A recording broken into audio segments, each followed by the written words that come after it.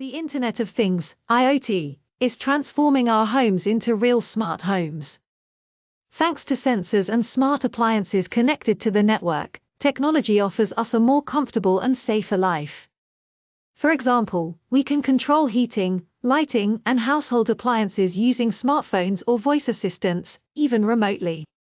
In addition, smart homes can monitor air, water, and security, sending alarms if there are any problems. But IoT isn't just making life more convenient, it's also helping to reduce energy costs and improve efficiency. For example, appliances can automatically adjust to use the minimum amount of energy needed, and users can monitor their consumption to make informed decisions about how to save.